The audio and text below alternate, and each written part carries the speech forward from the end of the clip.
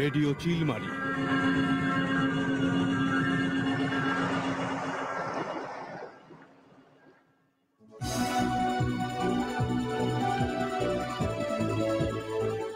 এখন শুরু হচ্ছে স্টুডিও থেকে সরাসরি সম্প্রচারিত বিশেষ টক শো।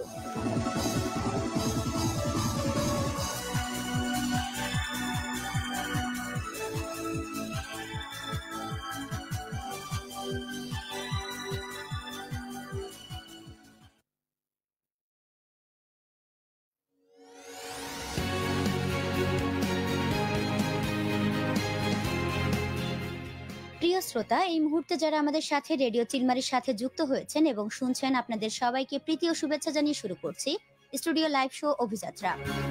আপনাদের সাথে আছি আমি লুৎফুন্নাহার হ্যাপি। আজ আমরা আলোচনা করব জলবায়ু পরিবর্তন ও স্থানীয় নেতৃত্বের অভিযোজন প্রচেষ্টা নিয়ে।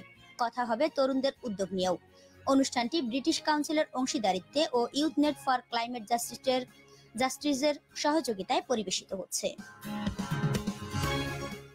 বন্ধুরা, আমাদের সাথে আজ অতিথি হিসেবে উপস্থিত রয়েছেন জলবায়ু সুবিচার ও পরিবেশবাদী সংগঠন youth net for climate justice Kurigram জেলা টিমের সমন্বয়কারী সাংবাদিক সুজন মহন্ত, ইউথ নেট সদস্য স্বপন সরকার, চর ইউথ নেটের বাসিন্দা শ্যামলী খাতুন, যাত্রাপুর ইউনিয়ন পরিষদের চেয়ারম্যান আব্দুল গফুর এবং ঢাকা থেকে টেলিফোনে আমাদের সাথে যুক্ত আছেন ইউথ নেট ফর ক্লাইমেট জাস্টিসের নির্বাহী সমন্বয়ক সোহানুর রহমান।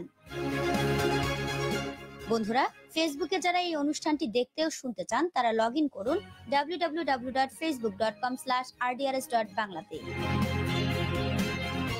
শ্রোতা, অভিযাত্রায় আপনাদের আরো একবার স্বাগত। শুরু করার আগে শ্রোতা বন্ধুদের জানিয়ে রাখতে চাই, বর্তমান সময়ে বড় একটি অস্তিত্বগত সংকট জলবায়ু পরিবর্তন। সারা বিশ্বের মানুষ ইতোমধ্যে জলবায়ু পরিবর্তনের সময়ের মধ্য দিয়ে যাচ্ছে। আপনি, আমি, আমরা সবাই এর বিরূপ প্রভাব ইতোমধ্যে আঁচ করতে পারছি। পুরো বিশ্ব আজ অস্তিত্বগত সংকটের মুখোমুখি। আমাদের প্রিয় মাতৃভূমি বাংলাদেশ এই সংকটের বাইরে নয়। জলবায়ু ঝুঁকিপূর্ণ বিপদাপন্ন দেশগুলোর মধ্যে অন্যতম আমাদের এই মাতৃভূমি। ঋতু বৈচিত্র্য, ভৌগোলিক অবস্থান ও নদ নদী বেষ্টিত এবং সমুদ্র নিকটবর্তী হওয়ায় আমাদের দেশ সবচেয়ে বেশি ক্ষয়ক্ষতির শিকার হচ্ছে বলে মনে করছেন বিজ্ঞানীরা আরো বলছেন, মাত্রাতিরিক্ত জীবাশ্ম জ্বালানি ব্যবহার বেড়ে যাওয়ায় এবং শিল্পোন্নত বিশ্বের বিলাসবহুল জীবন ব্যবস্থা ও অনিয়ন্ত্রিত ভোগের কারণেই ঘটছে এই জলবায়ু সংকট। এই বৈশ্বিক সংকট মোকাবেলায় দরকার স্থানীয় উদ্যোগ। আমাদের কুড়িগ্রাম জেলায় সেই ধরনের অভিযোজন উদ্যোগ নিয়ে কাজ করছে youth net for climate justice নামের জলবায়ু সুবিচার নিয়ে কাজ করা এই সংগঠনটি, যেখানে স্থানীয় নেতৃত্ব দিচ্ছে কুড়িগ্রামের দুর্বার তারুণ্য। এর ফলশ্রুতিতে কুড়িগ্রামের যাত্রাপুর ইউনিয়নে ব্রহ্মপুত্র নদের কোল ঘেঁষে গড়ে উঠেছে চর ইউথ নেট। আজকে অতিথিদের থেকে এই সকল বিষয়ে বিস্তারিত জানবো, তারা কিভাবে এই সংকট মোকাবেলায় কাজ করছেন এবং এর পরিত্রাণ কিভাবে পাওয়া যেতে পারে সেই সম্বন্ধে। আমরা এখন সরাসরি চলে যেতে চাই আমাদের আজকের অতিথিদের কাছে। জলবায়ু সুবিচার ও পরিবেশবাদী সংগঠন youth net for climate justice Kurigram জেলা টিমের সমন্বয়কারী সাংবাদিক সুজন মহন্ত, কুড়িগ্রামে জলবায়ু পরিবর্তনে তরুণদের নিয়ে ইউ অ্যাডাপ্ট প্রকল্প কেন?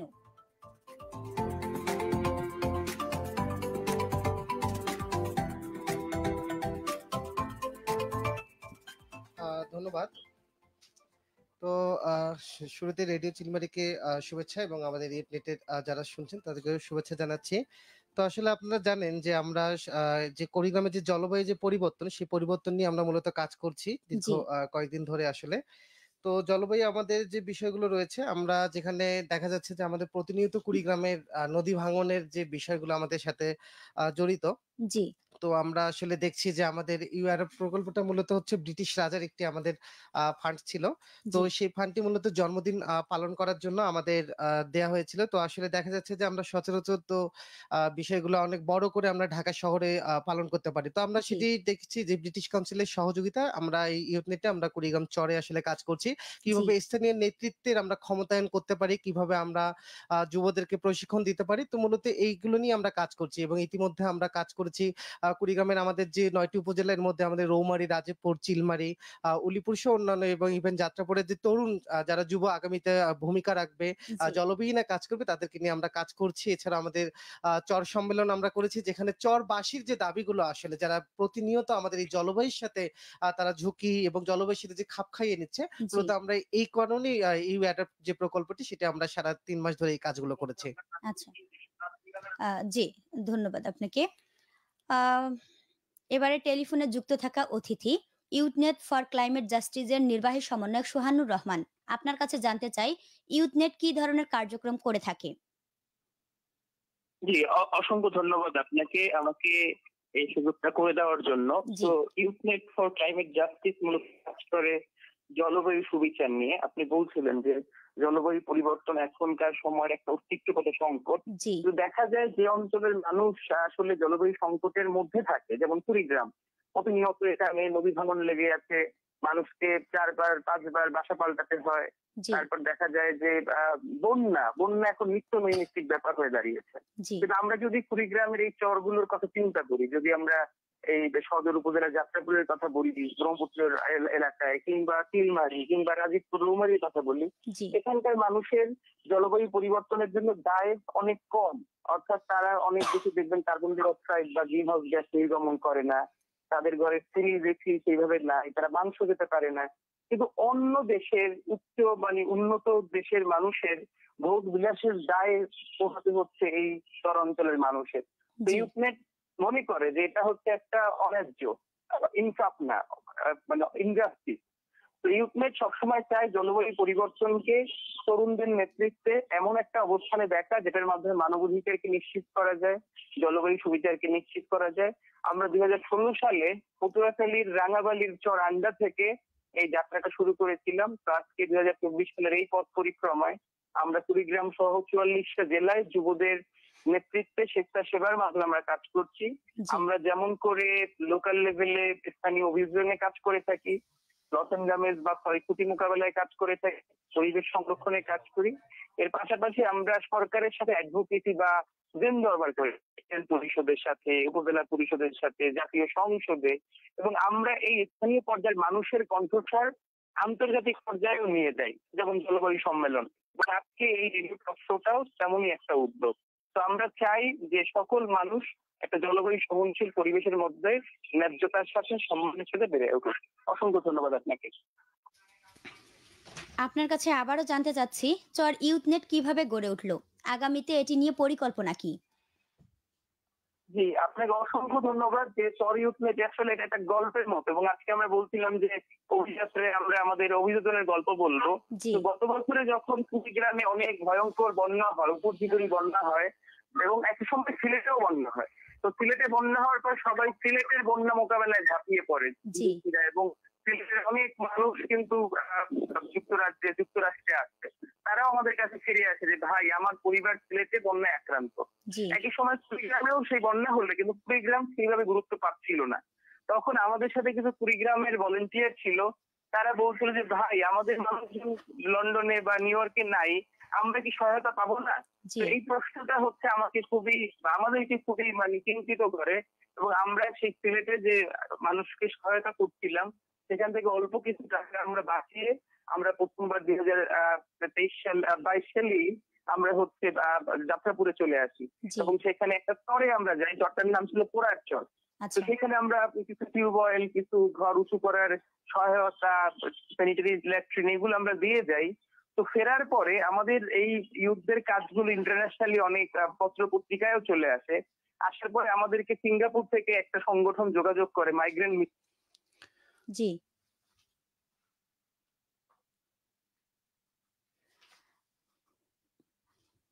জি, আমরা আপনাকে শুনতে পাচ্ছি না।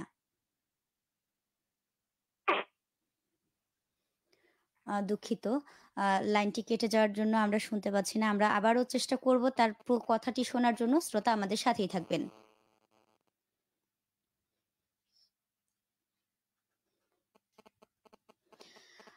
জি, আমাদের সাথে টেলিফোনে যুক্ত রয়েছেন ইউথ নেট ফর ক্লাইমেট জাস্টিসের নির্বাহী সমন্বয়ক সোহানুর রহমান। আমরা তার কাছে শুনছি কিভাবে চর তো ইউথ নেট আমরা গড়ে উঠেছে। জি, আমাদের লাইনটি বিঘ্নিত হওয়ায় আমরা আপনাকে শুনতে পাচ্ছিলাম না। জি, আপনি আবার শুরু করতে পারেন। জি, তো যেটা হচ্ছে যে 2022 সালের বন্যার সময় আমরা কুড়িগ্রামে যে কাজটা শুরু করি, আমরা মনে জি, হচ্ছিল যে শুধুমাত্র রিলিফ ওরিয়েন্টেড কাজ করলে হবে না, আমাদের টেকসই কিছু কাজ নেওয়া উচিত। তো জি। আমরা যে চরটা থেকে শুরু করেছিলাম পোড়ার চর, সেই পোড়ার চরটা পরবর্তীতে আর সেই চরটা নেই। আর আমরা সবসময় আহ, আমরা সবসময় চাই যে ইউনিয়ন পরিষদকে আমাদের কাজের সাথে যুক্ত করতে। জি, তো যাত্রাপুর ইউনিয়ন পরিষদ শুরু থেকে এখন পর্যন্ত আমাদের সাথে রয়েছে। তো তখন মানুষ দাবি করে যে এই চরটার নামটা পোড়ার চর তাদের ভালো লাগে না, তারা বলছে যে চর ইউথনেট হলে তারা খুশি হবে এবং ইউনিয়ন পরিষদ থেকে তারা চর ইউথনেট নামকরণ করে। কিন্তু আচ্ছা, আমরা শুধু নামকরণে বসে থাকতে চাই না, আমরা এক বছরে বেশ কিছু উদ্যোগের মাধ্যমে কাউকে দোকান করে দেওয়া, কাউকে হাঁস মুরগি কিংবা সেই ধরনের কৃষি জীবিকায়ন করে দেওয়া, শাকসবজির চাষে সহায়তা করা, সেগুলো আমরা করেছি। আমরা ইউএডএফ থেকে চর ইউথনেটের একটা অ্যাডাপ্টেশন পরিকল্পনা তৈরি করেছি আচ্ছা, স্থানীয় মানুষের মাধ্যমে। জি, সেই অ্যাডাপ্টেশন পরিকল্পনাটা আমরা ইউনিয়ন পরিষদের সাথে শেয়ার করেছি।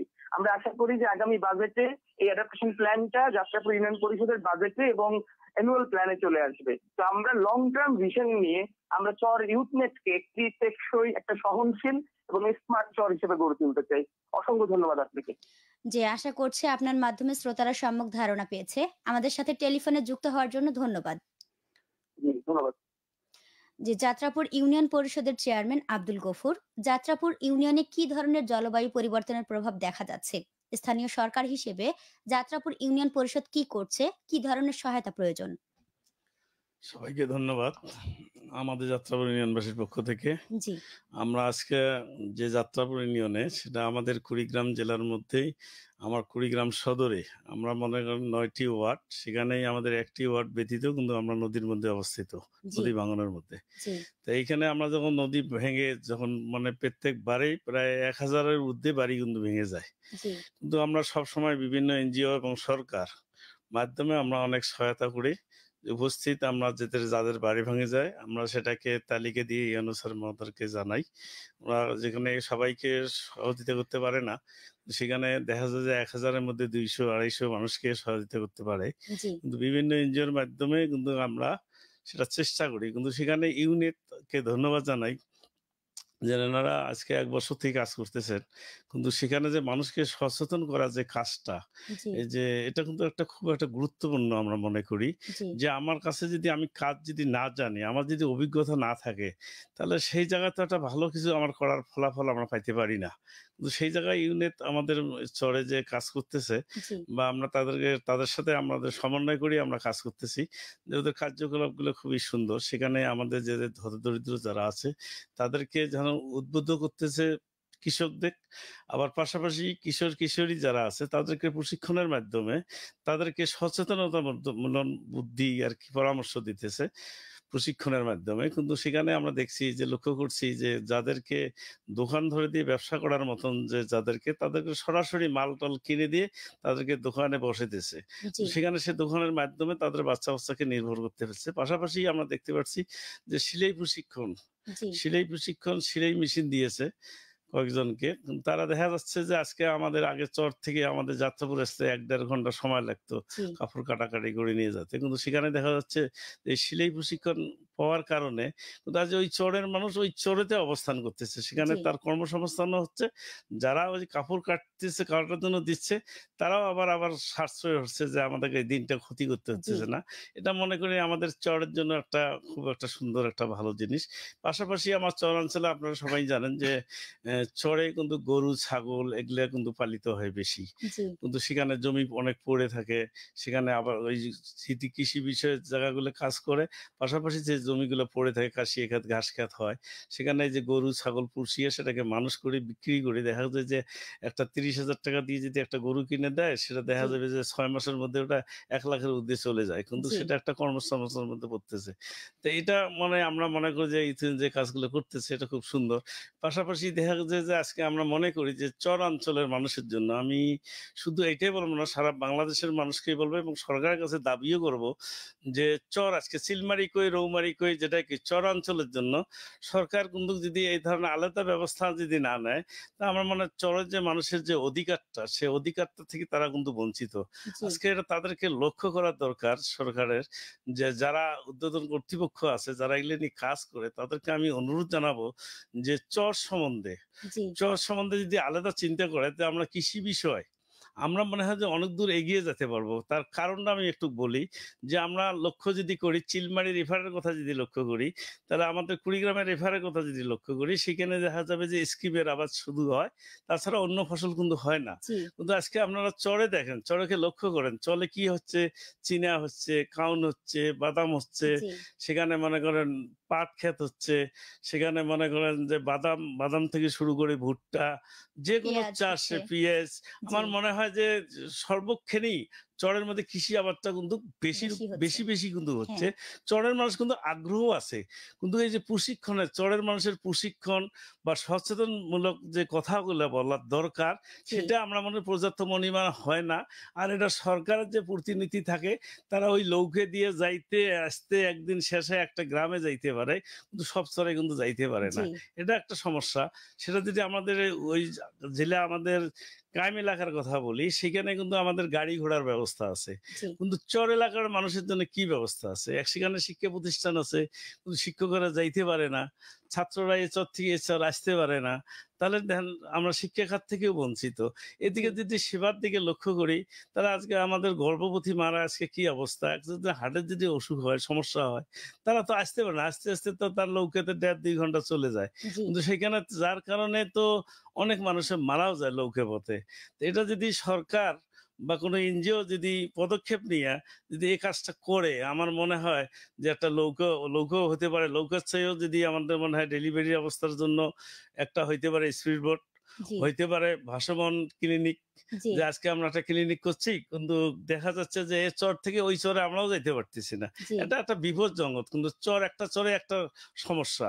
কিন্তু এই জায়গাগুলোতে যদি ভাসমান যদি কমিউনিটি সেন্টার করা যায়, যদি এটা যদি রাখা যায় যে চরের মধ্যে, তাহলে আমার মনে হয় যে চরের সেবাটা পাবে। আর আমি চরের স্কুলের কথা একটু বলবো, জি, যে স্কুলগুলোতে যদি সেখানে যদি শিক্ষকদের থাকার ব্যবস্থা করে, পাশাপাশি প্রাইমারি স্কুলগুলো যদি আমার 8 পর্যন্ত যদি করা যায়, জি, চর এলাকার জন্য কিন্তু বলতেছি, জি, জি, তাহলে আমার মনে হয় যে বাল্যবিবাহ যে প্রভাবটা, সে বাল্যবিবাহ প্রভাবটা কিন্তু কমে আসবে। আচ্ছা, আজকে চরে শুধু প্রাইমারি মনে করেন 5 পর্যন্ত পড়ে বাচ্চাদের কোনো কাজ থাকে না। জি, গরিব মানুষ লেখাপড়া করাইতে পারে না। যার ফলে কিন্তু বিয়ে বাল্যবিবাহের দিয়ে হয়। পর্দাটা কিন্তু বেশি। জি, কিন্তু সরকার তো বাল্যবিবাহ নিয়ে কাজ করছে। আমার মনে হয় যে এই প্রাইমারি স্কুলগুলো যদি ৮ম শ্রেণী পর্যন্ত যদি নিয়ে যাওয়া যায়, জি, তাহলে আমার মনে হয় এই ধারাটা কিন্তু কমে আসবে। এটা জি, সরকারের চিন্তাধারা যদি করে।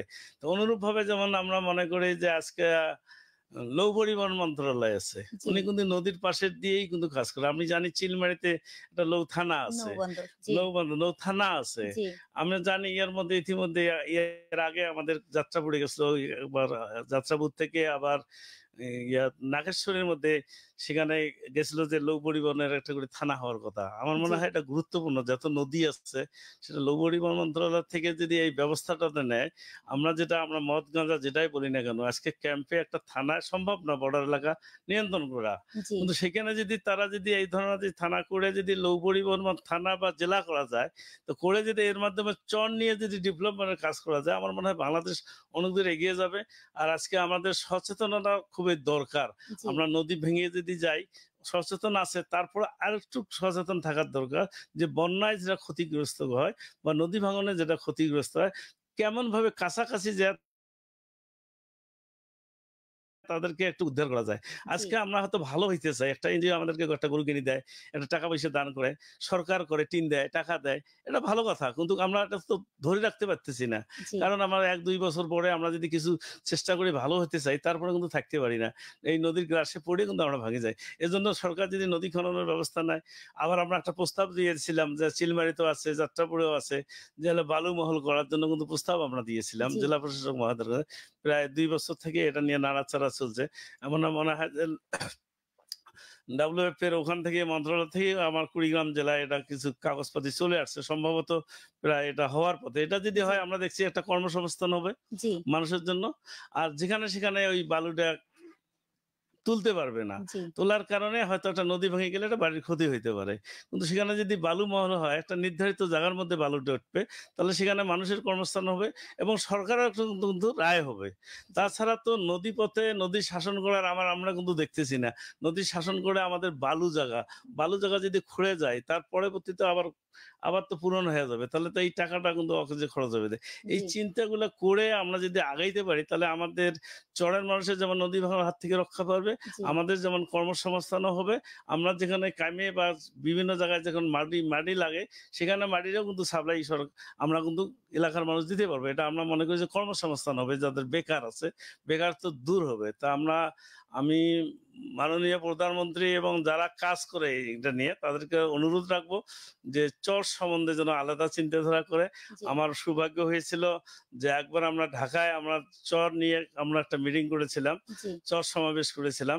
আমি ইউনিটকে ধন্যবাদ জানাই যে আমার যাত্রাপুর ইউনিয়নে সেখানে ব্রিটিশ কাউন্সিলর সহ জি আমরা চরে কিন্তু একটা চর সমাবেশ করেছিলাম, যে শোক চরের মানুষের কথা শোনার জন্য আপনাদের কি সমস্যা, আপনাদের কি দরকার, খুব সুন্দরভাবে কিন্তু প্রস্তাবগুলো আসছিল। জি কিন্তু সেখানে যে মিটিংটা হচ্ছে, অনেক মানুষ দেখিও ভাবছে যে আমরা চরের মধ্যে এত সুন্দর একটা ডেকোরেটর দিয়ে এত সুন্দরভাবে আমার কথা বলার সুযোগ করে দিচ্ছে, আমরা কথা বলি, এত বড় অফিসার আসছে, জি আমরা তাদের সামনে কথা বলতে পারতেছি।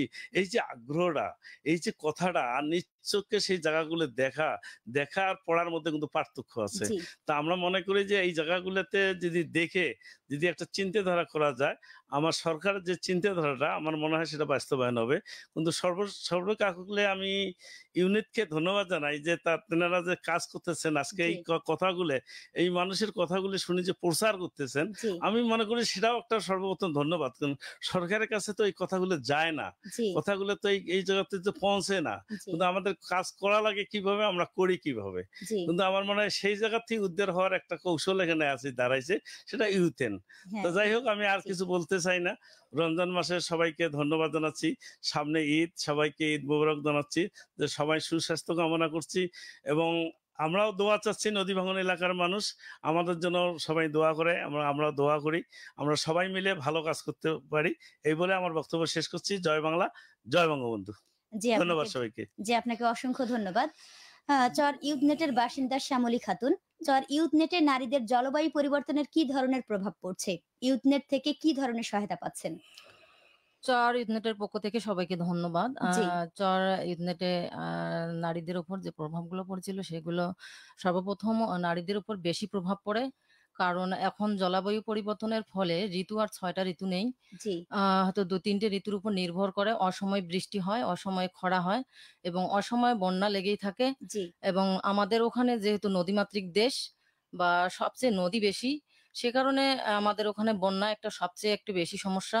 তারপরে হলো যে নদী ভাঙ্গন। জি তা এই যে আমাদের এই নদী ভাঙ্গনের ফলে আমরা সবসময় দেখা যায় যে আমরা ১ বছরই একখানে টিকে থাকতে পারি না। একখান থেকে আরেকখানে, আরেকখান থেকে আরেকখানে আমাকে যাইতে হয়। জি আবার বন্যার সময় দেখা যায় যে যখন বন্যা হয় তখন আমাদের দেখা যায় যে বসত ভিটাগুলো হয়তো নিচু। সেখানে পানি ওঠে। আমরা হয়তো গরিব মানুষ বা আমরা সবসময় আমার ঘরের খুঁটিনাটি শক্ত করে রাখতে পারি না জি বা সেইরকম করে প্রস্তুতি নিতে পারি নাই। সে কারণে বন্যার সময় আমাদের নারীদের উপর বেশি প্রভাব পড়ে, শিশুদের উপর প্রভাব পড়ে। বিশেষ করে প্রতিবন্ধী ব্যক্তিদের উপর বেশি করে প্রভাব পড়ে। জি তারা সবসময় স্থানান্তর হতে পারে না। আর সবচেয়ে বেশি সমস্যা দেখা দেয় আমাদের এই যে চরে যে জলবায়ু পরিবর্তনের ফলে আমরা সবসময় যে সমস্যাগুলো লেগে থাকতো সেগুলো নদী ভাঙ্গনের কারণে আমরা আ এই এক স্বাবলম্বী হতে পারি না। আমরা একখান থেকে জি আরেকখানে চলে যেতে হয়। সেহেতু আমরা করতে পারি না।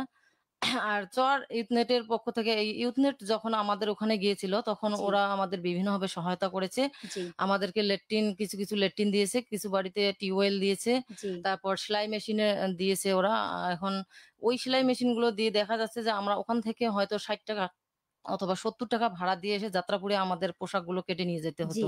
কিন্তু এখন আমরা ওই পোশাকগুলো ওই মেশিনে কাটতে পারছি। আমাদের অনেক টাকা সেভ হচ্ছে জি এবং তারা যে হাঁস মুরগিগুলো দিয়েছে, এই হাঁস মুরগিগুলো বিক্রি করে আমাদের যে ডিম পাড়ে ওগুলো বিক্রি করে দেখা যায় যে আমাদের ছেলেমেয়েদেরকে আমরা একটা খাতা বা কলম কিনে দিতে পারছি। জি সেলাই মেশিন আমরা কাজ করে ওই টাকা দিয়ে আমাদের সংসারে সার্বিকভাবে আমরা সহযোগিতা করতে পারছি। আমার স্বামীর সাথে থাকতে পেরেছি এবং আমরা যে ও ও কিছু ভেড়া, ছাগল অথবা গরু ওরা দিয়েছে এগুলো আমরা পালন করে দেখা গিয়েছে যে ১ বছর পর আরো অনেক বৃদ্ধি পেয়েছে। এগুলো দিয়ে আমরা আমাদের জীবন জীবিকা মান উন্নয়ন করেছি। এগুলো দিয়ে আমাদের সংসারে সার্বিকভাবে সহযোগিতা করতে পেরেছি। জি, এবং সর্বোপরি ইউথনেটকে আমরা ধন্যবাদ জানাই যে তারা এই সকল এই যে সার্বিক সহায়তাগুলো যে দিয়েছে এতে আমরা অনেক উপকৃত হয়েছি এবং তারা বিভিন্ন প্রকার সহায়তার মাধ্যমে আমাদের জীবনমান উন্নয়ন হয়েছে জি, এবং আমরা তাদেরকে ধন্যবাদ জানাই। তারা যেন পরবর্তীতে আ আমাদের ওখানে যেন তারা একটা শিক্ষা ব্যবস্থা যেহেতু তারা দিতে পারুক বা সরকারকেও জানাই যে তারা যেন একটা শিক্ষা প্রতিষ্ঠান দেয়। যেহেতু শিক্ষা প্রতিষ্ঠান না থাকার কারণে ওখান চরের মেয়েরা প্রথমত বাল্যবিয়ে পরিণত হচ্ছে। জি, তারা বাল্যবিয়ের কারণে আবার দেখা যাচ্ছে যে নারী নির্যাতনের শিকার হচ্ছে জি, এবং সর্বোপরি দেখা যায় যে তাদের কোনো সংসারেই হয় না। শেষে গিয়ে তাদের মামলা মোকদ্দমায় পড়তে হয়। জি, আ আর বিশেষ করে চর ইউথনেট বিশেষভাবে আমাদেরকে কিছু প্রশিক্ষণের ব্যবস্থাও করেছে যাতে আমরা দুর্যোগের সময় এই সহায়তাগুলো নিতে পারি বা জি। কিভাবে ওখান থেকে আমরা পরিত্রাণ পেতে পারি, অভিযোজনের সাথে খাপ খাইয়ে চলতে পারি, সহনশীলতা অর্জন করতে পারি, সক্ষমতা আমাদের বৃদ্ধি পায়। এই আশাবাদ ব্যক্ত করে সকলের সুস্বাস্থ্য কামনা করে আমি আমার সংক্ষিপ্ত বক্তব্য শেষ করছি। রেডিও চিলমারীকে ধন্যবাদ। জি, আপনাকেও ধন্যবাদ। ইউথনেট সদস্য স্বপন সরকার, যুব নেতৃত্বে চর সম্মেলন আয়োজনের উদ্দেশ্য কি ছিল? চর সম্মেলনের ঘোষণাপত্রে কি দাবি জানানো হয়েছে? ধন্যবাদ আপনাকে। প্রথমত আমি বলতে চাই এবং আমি যেটা মনে করি জি, যে আমরা এই পৃথিবীর নবাগত নতুন প্রজন্ম, তারুণ্য শক্তি এবং আমরা বাংলাদেশ তথা এবং আমাদের যে কুড়িগ্রাম জেলা আছে জি, সেখানকার আমরা দুর্জয় তারুণ্য। আমরা আজকে ক্লাইমেট চেঞ্জ, আমাদের যে জলবায়ু পরিবর্তন মোকাবেলায় আমরা কিভাবে নিজেদেরকে ত্বরান্বিত করতে পারি, জি, কিভাবে আমাদের স্থানীয় পর্যায় থেকে আমরা আমাদের ভয়েস রেজ করতে পারি, জি, আমাদের দাবি-দাওয়াগুলো তুলতে ধরতে পারি, আমাদের হিস্যা, আমাদের যে অধিকারগুলো তুলে ধরতে পারি। তো যেটা ছিল আমাদের সবসময় যেটা ভাবতে হয় একজন তারুণ্য হিসেবে নতুন কিছু সৃষ্টি করা, নতুন জি, কিছু ভাবা, নতুনভাবে সবকিছু সৃষ্টি করা, সৃজনশীলতা জি, এবং অন্যের থেকে আলাদা করার চেষ্টা। তেমনই কিন্তু আমাদের আলাদা করা একটা ছিল আমাদের এবারের আমাদের যে চর সামিট ছিল, জি, সেই চর সামিটটি ২০২৪ যেটি আমাদের স্বপ্নের চর, আমাদের আশা আকাঙ্ক্ষার চর, প্রতিফলন যেটি আমরা আগামীতে দেখতে চাই। আমাদের চর ইউথনেট আমরা সেটা করেছি আমাদের চরের বাসিন্দাদের নিয়ে। জি, আমরা চেয়েছি যে স্থানীয় নেতৃত্ব করতে এবং এই স্থানীয় নেতৃত্বের মাধ্যমে কিভাবে আমরা আমাদের স্থানীয় অভিযোজন সক্ষমতা বাড়াতে পারি। জি, সেখানে তরুণরা থাকবে। আমরা একটা সময় খেয়াল করি যে তরুণদের সুযোগ করে দেওয়া হয় না। তারা অনেকেই মনে করে যে তরুণরা কথা বলতে পারে না। তরুণরা যেকোনো বিষয়ে তারা অভিজ্ঞ নয় এবং জি, তাদেরকে একদিকে পিছনে ফেলানো হয়। তো সেই জায়গা থেকে youth net for climate justice তারা তরুণদের সংমিশ্রণে, তরুণদের শক্তির মাধ্যমে তারা কিন্তু চালিয়ে যাচ্ছে তাদের কাজগুলো এবং জি, আমরাও কিন্তু কুড়িগ্রামে কিন্তু সেভাবেই কাজ করে যাচ্ছি। তো আমাদের যে ইউ-অ্যাডাপ্ট প্রকল্পটি যেটা আমাদের ডিসেম্বরের শেষের সপ্তাহের দিকে শুরু হয়েছিল এবং আমাদের মার্চে এটা শেষ হবে। ৩ মাসের যে আমাদের এটা। আমরা চেয়েছি নতুন কিছু করার যেটা আমি শুরুর জি, দিকে বললাম যে আমরা আলাদা করতে চাই। চাচা একটু আগে বলল আমাদের চেয়ারম্যান চাচা বললেন যে এর আগেও তিনি ঢাকার মধ্যে জি, চর সম্মেলন করেছেন কিন্তু চরে হয়নি। জি, সেটা হয়েছে ঢাকায়। জি, সেখানে হয়তো চরের ২-১ জন সাথে নিয়ে তিনি গিয়েছেন। কিন্তু সেখানে কিন্তু পরিপূর্ণতা কিন্তু পায়নি। সেই জি, সম্মেলন কিন্তু পরিপূর্ণতা পায়নি। কিন্তু আমরা কিন্তু তার উল্টোটা করেছি। আমরা ব্যতিক্রম করার চেষ্টা করেছি। যে যেখানে সমস্যা সেখানে আমাদের যারা স্টেক হোল্ডাররা রয়েছেন, যেমন আমাদের চর সম্মেলনে এসেছিলেন বাংলাদেশের জাতীয় পর্যায়ের ক্লাইমেট অ্যাক্টিভিস্টরা এসেছেন, বিভিন্ন পর্যায়ের অফিসাররা এসেছেন, ব্রিটিশ জি, কাউন্সিলর থেকে লোকরা এসেছেন। তো আমরা তাদের কিন্তু একদম আমাদের প্রত্যন্ত চরে নিয়ে গিয়েছি। তাদের চরে নিয়ে গিয়ে চরের যে দুঃখ, দুর্দশা, কষ্ট তাদের যে এক কষ্টের গল্পগাথা জীবন, সেই জীবন কিন্তু আমরা তাদেরকে কাছ থেকে দেখানোর একটা সুযোগ করে দিয়েছি। জি, এবং আমাদের যে চর ঘোষণাপত্র, আমাদের এই চর ঘোষণাপত্রই আমি যদি বলি যে আমাদের এটা শুধু ২ পৃষ্ঠার বা ৩ পৃষ্ঠার সাধারণ আমাদের কাগজ আমরা মনে করি না। জি, এর একটা ভারী বা এর একটা ভালো একটা পজিটিভিটি একটা বহন করে। কারণ হচ্ছে যে চর ঘোষণাপত্রটিতে আমরা যে কাছ থেকে দেখেছি চরের মানুষদের দুর্ভোগ এবং কুড়িগ্রামের তারুণ্য হয়ে আমরা যেটা খুব কাছ থেকে দেখেছি আমাদের চরের কষ্ট আমাদের ১৬ নদ-নদী বিশিষ্ট জেলা এবং জি, যেটি আমাদের জেলার ২২ ভাগ একটি অংশ। সেখানে এই যে আমাদের প্রত্যন্ত চর এলাকাগুলো, এখানকার যে কষ্টগুলো, জি, সেগুলো আমরা খুব কাছ থেকে দেখার সুযোগ হয়েছে। এবং আমরা চরের মানুষদের সাথে অনেক প্রশিক্ষণ, অনেক ব্যবস্থা করেছি। সেখানে তাদের কষ্টগুলো শুনেছি আমরা এবং তাদের কষ্টগুলো শোনা এবং আমাদের অভিজ্ঞতাগুলো অর্থাৎ তরুণদের অভিজ্ঞতাগুলো আমরা লিপিবদ্ধ করেছি। এখানে আমাদের যেমন ছিল বিশ্বের সংকটের কথা, জি, ক্লাইমেট চেঞ্জ, জলবায়ু পরিবর্তন। আপনি যেটা শুরুর দিকে বলছিলেন যে জলবায়ু পরিবর্তন আমাদের একটি অস্তিত্বগত সংকট। জি, এখন আমরা কুড়িগ্রামের তারুণ্য হয়ে, আমরা বাংলাদেশের তারুণ্য হয়ে, আমরা পৃথিবীর নতুন প্রজন্ম হয়ে কিন্তু আমরা আজকে আমাদের অস্তিত্বগত সংকট। কারণ আমাদের ভবিষ্যৎ হয়তো আজকে থেকে আগামী আরো ৫০ বছর পর আমাদের ভবিষ্যৎ আরো খারাপের দিকে যাবে। জি, গত ২৩ এটি ছিল আবার পৃথিবীর সবথেকে উষ্ণতম একটা বছর, রেকর্ড জি করা বছর জি এবং বিশেষজ্ঞরা কিন্তু বলছেন যে ২০২৪ কিন্তু আরো রেকর্ড ছাড়া বছর হতে যাচ্ছে। অর্থাৎ আমাদের যত দিন যাচ্ছে তত কিন্তু আমাদের এই অস্তিত্বগত সংকটটি কিন্তু দিন কিন্তু বেগবান হচ্ছে এবং বাড়ছে। জি হ্যাঁ, তো সে জায়গা থেকে আমরা এই বিষয়গুলো তুলে নিয়ে এসেছি আমাদের যে যে ডিক্লারেশনটা ছিল সেখানে আমরা নিয়ে এসেছি। সেখানে আমাদের সমস্যার কথা নিয়ে এসেছি, পৃথিবীর সমস্যার কথা, আমাদের সেখানে দেশের উপর কি প্রভাব পড়বে সেই সমস্যার কথা, জি চরের মধ্যে কি সমস্যা পড়বে সেই বিষয়গুলোর কথা। যেমন ছিল আমাদের চেয়ারম্যান স্যার যেমন করে বললেন যে স্বাস্থ্যের ব্যবস্থা, তারপর শিক্ষা, জি এই যে বিষয়গুলো আমরা কিন্তু পুরোটা তুলে নিয়ে এসেছি। আমাদের চর এটা স্বপ্ন প্রতিফলন হতে পারে। কারণ চাচা যেমনটা বলছিল যে আমাদের চরে একদম কৃষি নির্ভর একটি চর। জি আমাদের এদিকে হয়তো সাধারণ উঁচু জায়গার মধ্যে হয়তো ধান হচ্ছে কিন্তু জি চরে কিন্তু অনেক প্রকারের কিন্তু ফসল ফলানো যায়। জি সেই জায়গা থেকে আমরা যদি আমরা আরো প্রশিক্ষণ দিতে পারি, তারা তো অলরেডি কিন্তু অনেক এক্সপার্ট। জি কিন্তু আমরা যদি তাদেরকে যদি আরেকটু আমাদের আম জাতীয়ভাবে আমাদের সরকারিভাবে যদি তাদেরকে আরো যদি প্রশিক্ষণ, তারপর আমাদের যে চরের মধ্যে যে অর্থায়ন, জি যদি বেশি বাজেট যদি বাড়ানো যায়, তাহলে কিন্তু চরের মানুষদের জীবন কিন্তু সুন্দর হবে। জি রিসেন্টলি আমরা যখন চরে যাই, যখন আমরা শিশুদেরকে জিজ্ঞাসা করি যে, "তুমি বড় হয়ে কি হতে চাও?" জি তখন তারা বলে যে, "আমি বড় হয়ে ডাক্তার হতে চাই, ইঞ্জিনিয়ার হতে চাই, চিকিৎসক হতে চাই।" অনেক তাদের স্বপ্ন। জি কিন্তু আমরা অবাক হই যে এই যে শিশুরা তারা যে স্বপ্ন যে লালিত করে, যে বুকে যে লালন করে, মনে ধারণ করে, আসলে সেই স্বপ্ন কি পূরণ হবে? আমরা অবাক হয়ে যাই। আসলে হবে কি? আমরা এই যে তাদের কথাগুলো, আমরা তাদের এই যে দুঃখের দুর্দশার কথাগুলো, তাদের অধিকার হরণ করার দায়িত্ব কিন্তু আমার নাই বা জি সেই অধিকার, সেই সাহস কিন্তু আমার নাই। জি প্রতিটি শিশুর একটা অধিকার আছে। তার বাড়ার অধিকার আছে, তার স্বপ্ন দেখার অধিকার আছে এবং সেই স্বপ্ন পূরণ করার অধিকার আছে। কিন্তু আমরা কিন্তু এই জলবায়ু পরিবর্তনের ফলে কিন্তু সেই স্বপ্ন কিন্তু আর স্বপ্ন থাকছে না। জি সেই স্বপ্ন ধুলিতে একদম বালুর চরে কিন্তু সেগুলো মিশে যাচ্ছে। তো জি আমাদের সেই চর সম্মেলনে আমাদের যে চর সামিট ছিল, যে চর ডিক্লারেশন ছিল সেখানে কিন্তু আমরা এই বিষয়গুলো তুলে নিয়ে এসেছি। সেখানে শিক্ষা, চরের কৃষি, কিভাবে তরুণদেরকে এড করে আমরা অ্যাডাপ্টেশন অভিযোজন পরিকল্পনাকে ত্বরান্বিত করতে পারি। পুরো আমাদের শুধু কুড়িগ্রাম ইউথনেট চর নয়, আমরা পুরো কুড়িগ্রামের যে আমাদের 450 র বেশি যে চর রয়েছে, জি সেই চরকে আমরা কিভাবে শুধু আমরা অভিশাপ, আমরা কষ্টের দুর্দশার প্রতীক হিসেবে নয়, আমরা এই চরকে স্বপ্নের আমাদের যে বাস্তবায়ন, যে একটা আমাদের সুন্দর সোনার একটি চর হবে, সেই চরে আমরা কিন্তু স্বপ্ন দেখছি। তো আমরা আশা করি যে আমাদের এই চর ডিক্লারেশন এবং আমাদের যে চর সামিট হয়েছে, যে জি চর সামিটের মাধ্যমে আমাদের যে অস্তিত্বগত সংকট জলবায়ু পরিবর্তন, সেটা আমাদের জায়গা থেকে আমরা ভয়েস রেজ করব এবং আমাদের এই যে আমরা জলবায়ু পরিবর্তনের ফলে যারা দায়ী, জি উন্নত যে দেশগুলো যারা শিল্প বিপ্লব ঘটাচ্ছে এবং সমস্যাগুলো দিন বেগবান হচ্ছে। তো সেই জায়গা থেকে আমরা আমাদের স্থানীয় জায়গা থেকে আমরা ভয়েস রেজ করছি, আমরা তরুণদের পক্ষ থেকে ভয়েস রেজ করছি এবং আমাদের অভিযোজন খাত, যেটা আমাদের বর্তমান খুব বড় একটা দাবি, সেই জি অভিযোজন খাতে কিভাবে অর্থায়ন বাড়ানো যায় সরকারকে আমরা সেই বিষয়ে জানাচ্ছি, আমাদের দুঃখ দুর্দশাগুলো জানাচ্ছি এবং আমাদের যে চর সামিট এবং চর ডিক্লারেশন, আমাদের দুটোতেই আমরা এই বিষয়গুলো তুলে নিয়ে এসেছি। ধন্যবাদ। জি আপনাকে ধন্যবাদ। শ্রোতা, স্টুডিও লাইভ শো অভিযাত্রা অনুষ্ঠানটি আপনি সরাসরি শুনতে পাচ্ছেন রেডিও চিলমারি ৯৯.২ এফএম হতে। একই সাথে দেখতে পাচ্ছেন ফেসবুক পেজ www.facebook.com/rdrs.bangla-তে। অতিথি হিসেবে উপস্থিত রয়েছেন জলবায়ু সুবিচার ও পরিবেশবাদী সংগঠন YouthNet for climate justice Kurigram জেলা টিমের সমন্বয়কারী সাংবাদিক সুজন মহন্ত, ইউথনেট সদস্য স্বপন সরকার, চর ইউথনেটের বাসিন্দা শ্যামলী খাতুন, যাত্রাপুর ইউনিয়ন পরিষদের চেয়ারম্যান আব্দুল গফুর এবং ঢাকা থেকে টেলিফোনে যুক্ত ছিলেন ইউথনেট ফর ক্লাইমেট জাস্টিসের নির্বাহী সমন্বয়ক সোহানুর রহমান।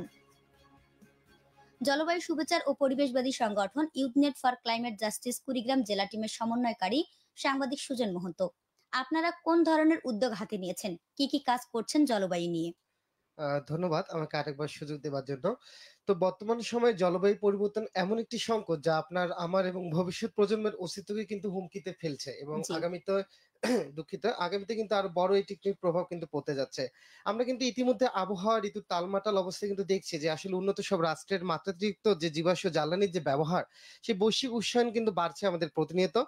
যার ফলে কিন্তু পৃথিবী উত্তপ্ত হচ্ছে এবং একদিকে কিন্তু আমাদের মেরুর যে বরফ সেটি কিন্তু গলতে শুরু করছে। জি আর এই গলে যাওয়ার কারণে কিন্তু আমরা অতীতে দেখতে পারবো যে বাংলাদেশের মতো একটি নদীমাতৃক দেশ বা সমুদ্রবর্তী যে দেশগুলো রয়েছে, এগুলো কিন্তু অনেক ক্ষেত্রেই অংশ কিন্তু তলিয়ে যাওয়ার আশঙ্কা রয়েছে এবং ইতিমধ্যে কিন্তু বেশ কিছু তলিয়ে গেছে এবং আমরা আমি ইন্টারনেট থেকে যেমন গত বছর খুলনাতে গিয়েছিলাম, তো সেখানে দেখেছিলাম যে খুলনার কিন্তু একটি গ্রাম ইতিমধ্যে তলিয়ে গেছে। জি তো প্রতিনিয়ত যে লবণাক্ততা গ্রাস করবে যে আমাদের যে কৃষি জমি, এছাড়া ঘরহীন হবে যে আমাদের কোটি কোটি যে পরিবারগুলো।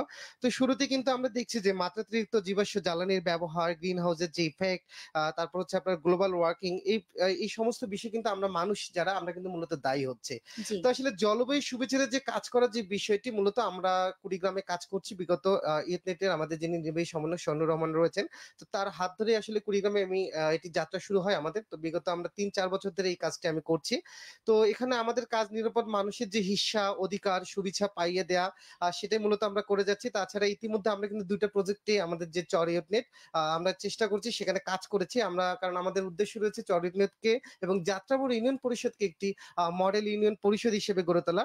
তো জি এই যে আমরা যে ২ টা প্রজেক্টই কাজ করেছিলাম, এর মধ্যে একটি ছিল হচ্ছে ইকোমেন, যার মাধ্যমে আমরা নারী পুরুষের যে সমতা রক্ষা, কিভাবে পরিবেশ রক্ষা করা যায় তার উপর আর হচ্ছে এতে আমাদের চরের মানুষ, কুড়িগ্রামের তারুণ্যের যে প্রশিক্ষণ সেটি কিন্তু আমরা দিয়েছিলাম। আচ্ছা এছাড়াও আমাদের যে বাস্তবায়ন করা হচ্ছে আমাদের বর্তমান যেটি কাজ চলছে ইউ অ্যাডপ্ট যে প্রকল্পটি, জি সেই প্রকল্পটিকে আমরা কাজ করছি মানুষের যে স্থানীয় নেতৃত্বের জলবায়ু সুবিচার এবং অভিযোজন যে পরিকল্পনা সেটি বাস্তবায়নে কাজ করা হচ্ছে।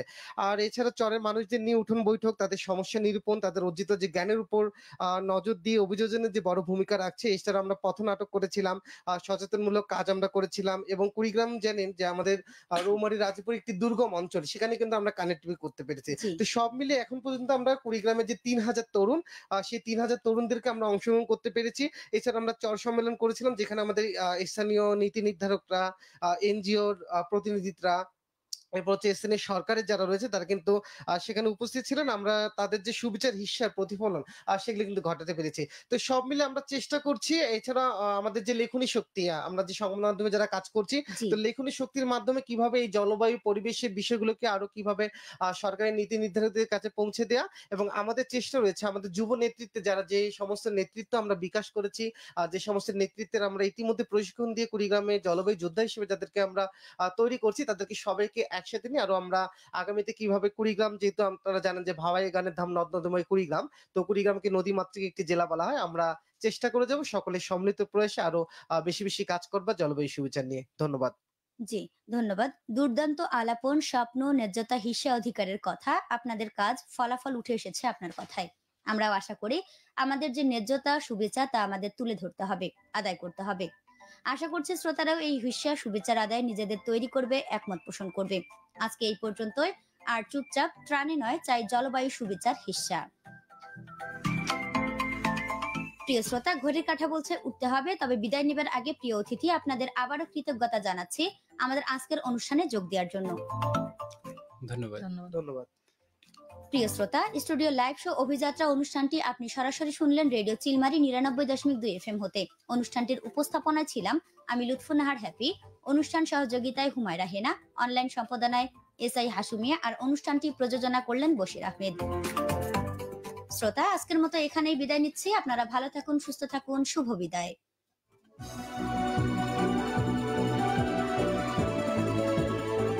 স্টুডিও থেকে সরাসরি সম্প্রচারিত বিশেষ টক শো এখানেই শেষ হলো।